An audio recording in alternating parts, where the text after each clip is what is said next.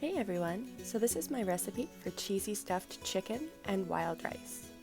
So start out with 8 ounces of softened cream cheese, and the packaging was fighting me a little bit. Next, we're going to add a half cup of sharp cheddar, followed by a half cup of minced onions, a half cup of minced mushrooms, a half cup of chopped broccoli, and a quarter cup of chopped bell peppers. Next, go ahead and season it with salt and pepper, and as always, this is to taste, so more, less, it's up to you.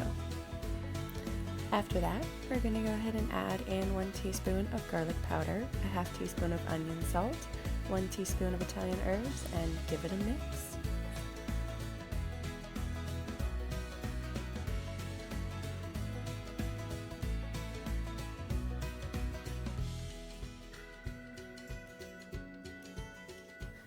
Go ahead and set that aside for a quick second while we prep our chicken. I used 4 large breasts and I liberally seasoned them with salt, pepper, and smoked paprika.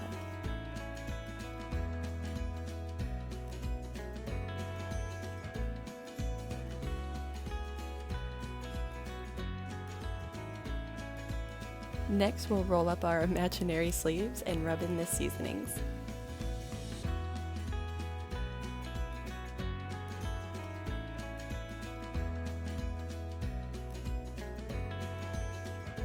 Using a sharp knife, we're going to go ahead and cut 4 to 5 slits in each of the chicken breasts, making sure not to cut all the way through. And then go ahead and whip out a handy dandy oven or air fryer safe baking dish and add 3 cups of cooked wild rice. And I cook mine in broth. I think it adds a whole lot of flavor. Now we're going to go ahead and nestle each of the breasts over top of the rice, making sure they're not overlapping. Next, we're going to add about 2 to 2.5 tablespoons of the filling to each of the cuts, making sure to really pack it in there. There's got to be a better way of phrasing that. Push it in there, stuff it. I'm just digging myself a hole here.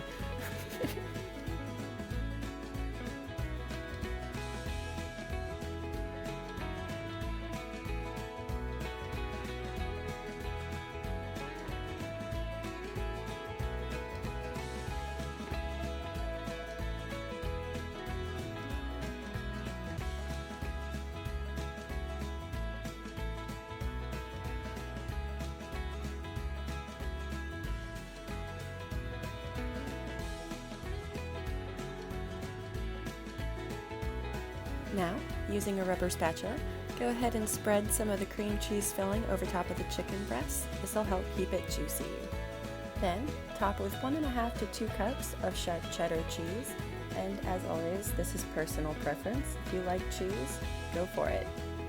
Tightly wrap the baking dish in foil, and then we're going to bake it at 375 degrees Fahrenheit for about 30 to 35 minutes, or until the internal temperature reaches 165 degrees Fahrenheit. And the cheddar I used was low moisture, so it kind of went for a cheese crisp thing. And there you have it, a simple, delicious dinner the whole family will love.